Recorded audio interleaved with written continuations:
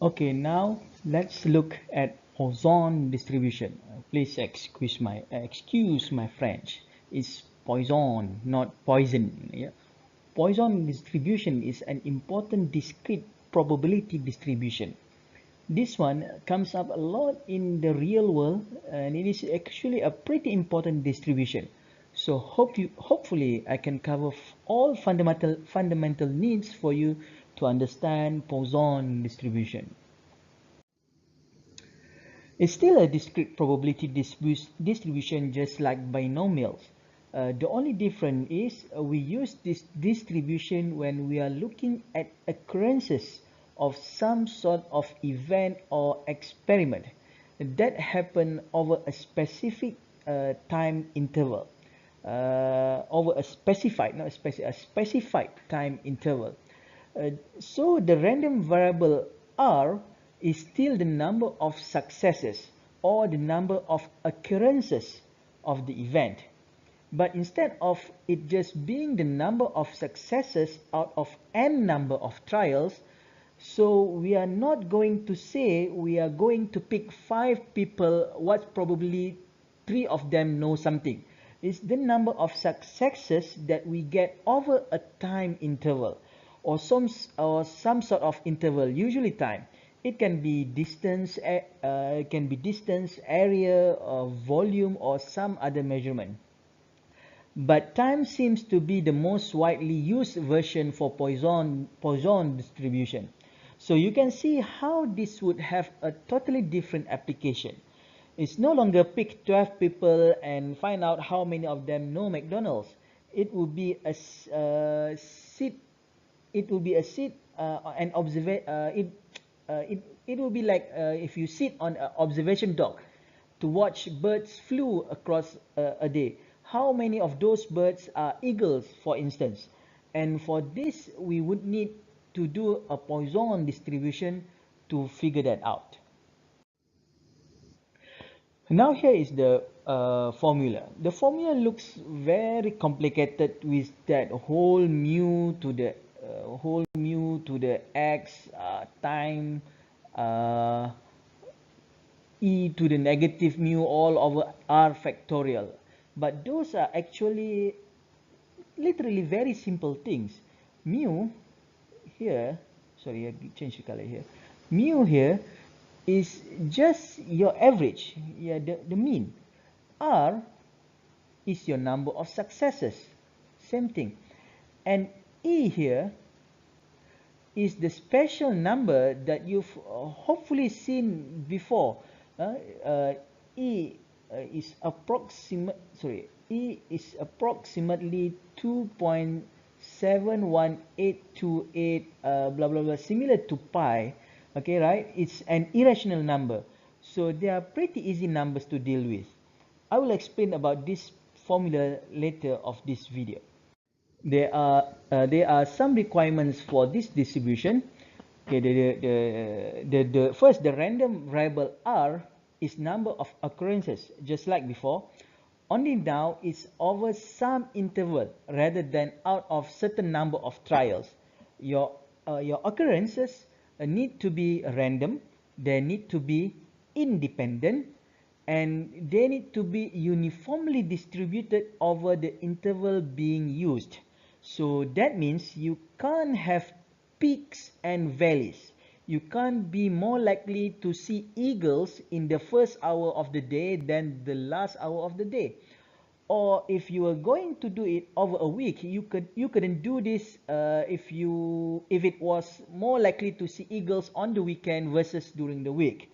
So it needs to be uniformly distributed. It should be equally likely that eagle would travel through that observation dock at any given point in time for the example that we are talking about. The mean is very just simply just mu here, and the standard deviation is just uh, the square root of mu. Okay, this is because in Poisson distribution, variance for Poisson distribution is equal to mu. Another way to put it, suppose we are counting the number of occurrences of an event in a given unit of time or distance of area or volume, just like just now. For example, we might be counting up the number of car accidents in a day in plus highway perhaps, or the number of lalang, the imprata cylindrica, in a square meter plot of land. Then the number of events is going to be a random variable that may or may not have the Poisson distribution depending on the specifics of the situation. But a Poisson distribution, but a Poisson random variable is a count of the number of occurrences of an event. I'm going to phrase the following in terms of time, but the same ideas hold if we were discussing distance or area or volume, etc., etc. Suppose events are occurring independently. In other words, knowing when one event happens gives absolutely no information about when another event will occur, and the probability that an event occurs in a given length of time does not change through time. In other words, the theoretical rate at which the events are occurring does not change through time. A little more loosely, we might say that the events are occurring randomly and independently. If these conditions hold, then the random variable R, okay, the random variable R, which represents the number of events, okay, in a fixed unit of time, has the Poisson distribution.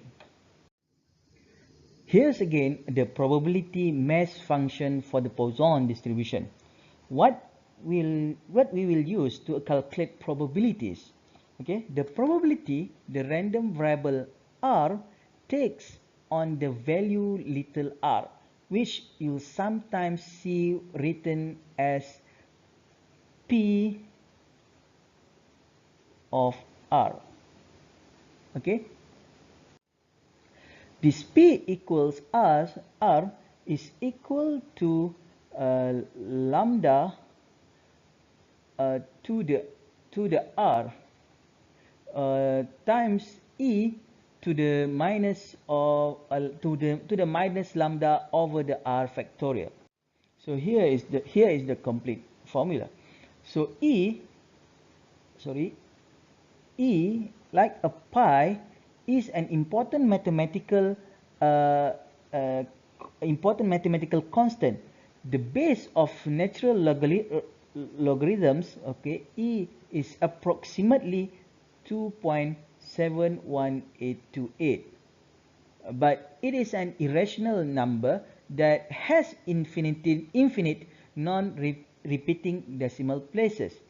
We've discussed about factorial previously, but as a specific example of this R factorial, okay, let's say 5 factorial will be 5 times 4 times 3 times 2 times 1. This is equals to, this would be 120. It's not a probability distribution until we say what values that R can take on.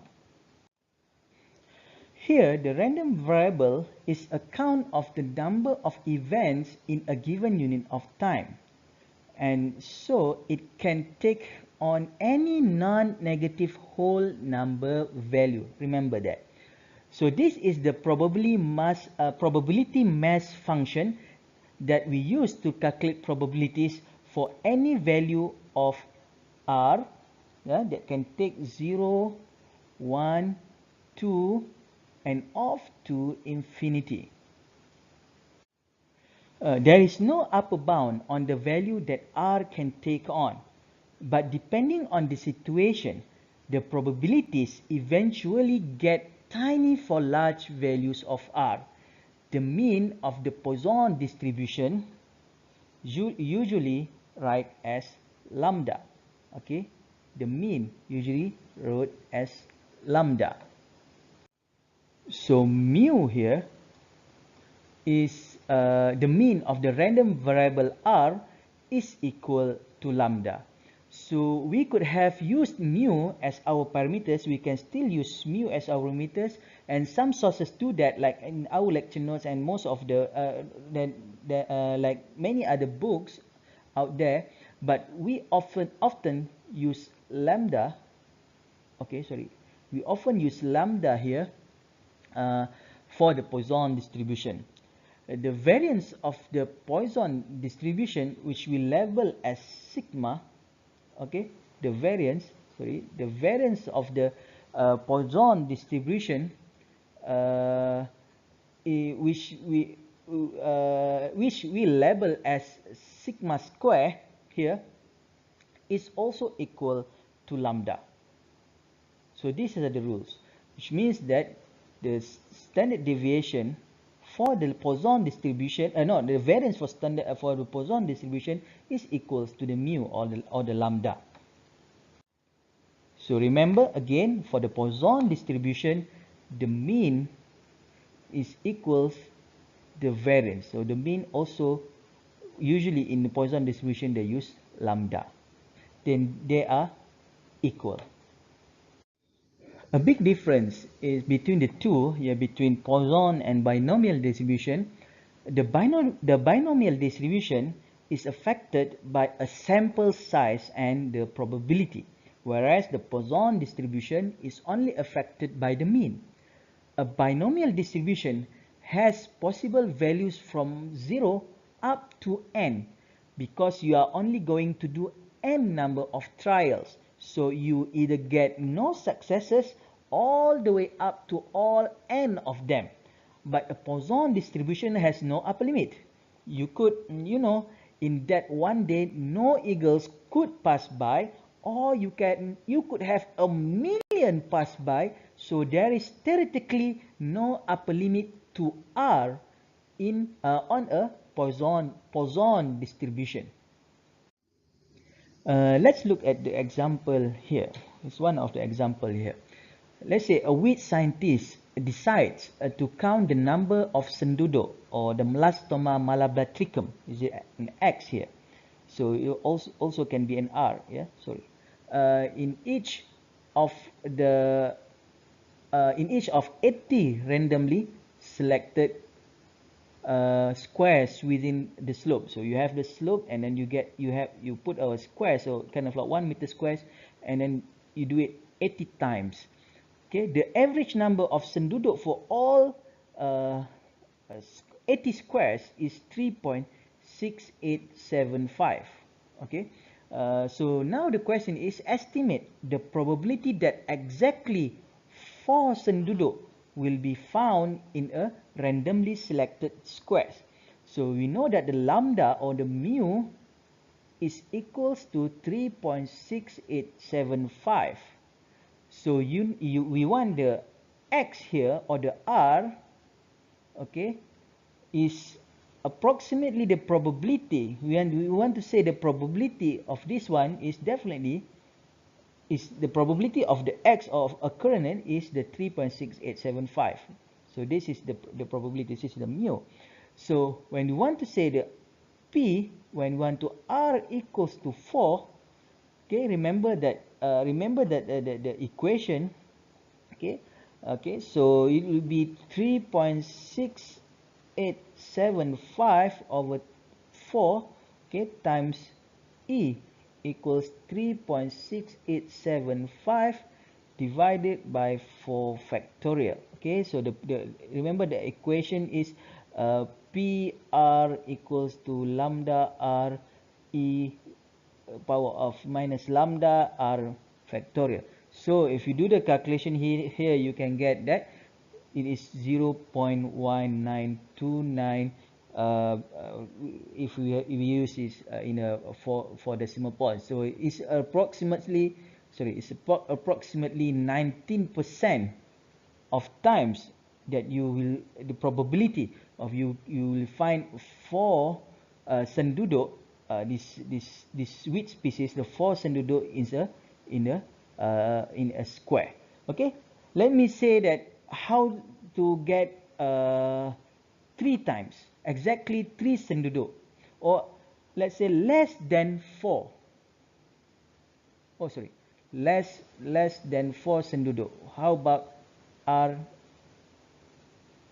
Sorry, let me erase this first. Okay, let's say, how about if you want to find R equals R is less, sorry, R equals less than 4. Can you calculate this? What is the probability of R less or equals with 4? So same thing that we did in the binomial distribution. Just get all the p's for 0, p's for plus p for 1, p up to p4. Okay, that's how you do it. So just use this formula here. So let's try to get a little bit of a feel here for when the Poisson distribution might be reasonable and when it is not. So in this particular plot, we got randomly plotted data points here. So just a random selection of x value, random selection of y value, plotted them out. They are all occurring randomly and independently of one another here. And let's envision this is a rice field where there is a banjat grass or rumput sambau and echinoclea aggregate, yeah? A very serious weed in rice field, and they occurring purely randomly in the field like this.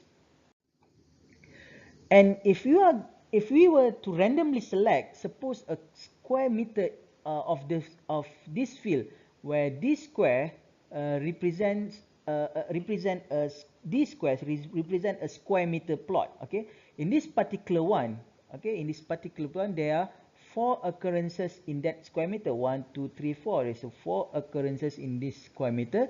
And if we randomly selected another square meter like this, and this particular one, there is a 1 occurrences. Sorry, there is 1 occurrence.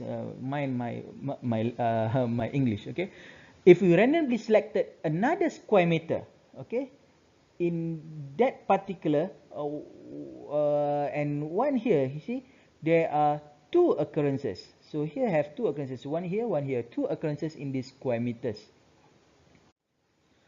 And if these points are occurring purely randomly and independently of one another at the same rate across the entire field, then the number of occurrences in a randomly selected square meter is indeed going to follow the Poisson distribution.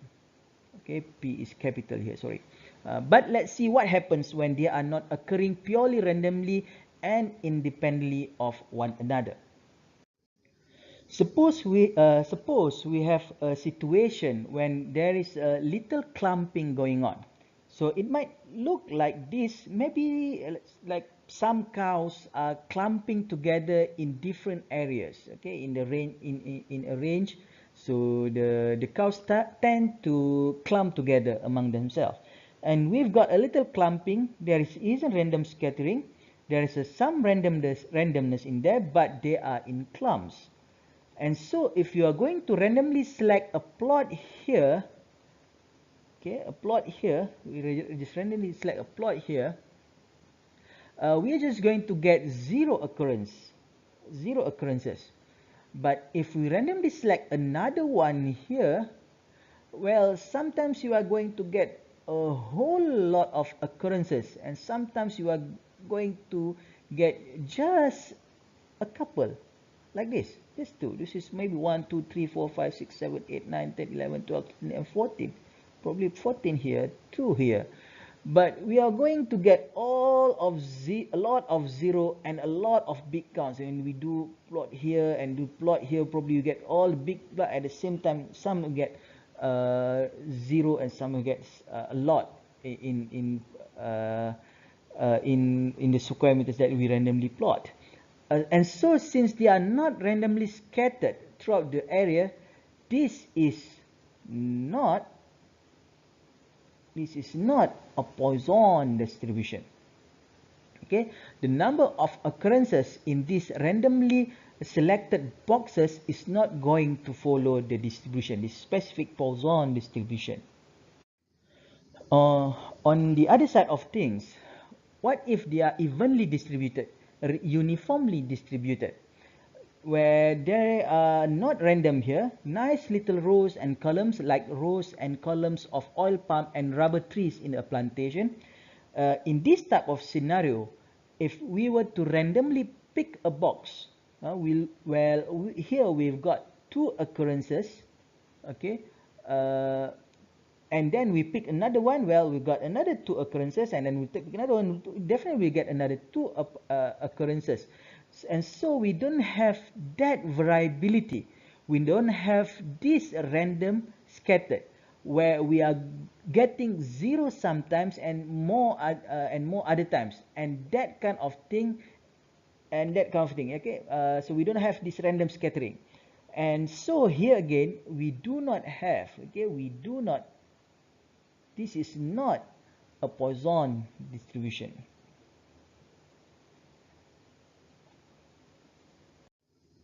And one more thing, the final one, to finish us off here, there is a relationship between the binomial distribution and the Poisson distribution.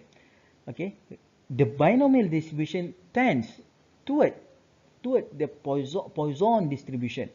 Okay, as n tends to infinity. If n here is in a binomial distribution,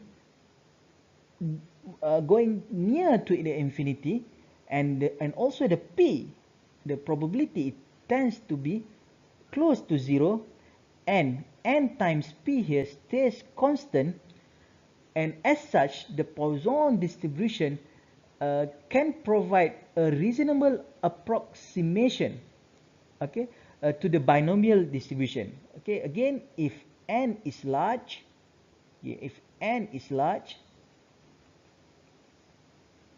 and p is small, okay, and quite often actually this real underlying situation is truly a binomial with a large n and a very small p, and we model it using a Poisson distribution as an approximation.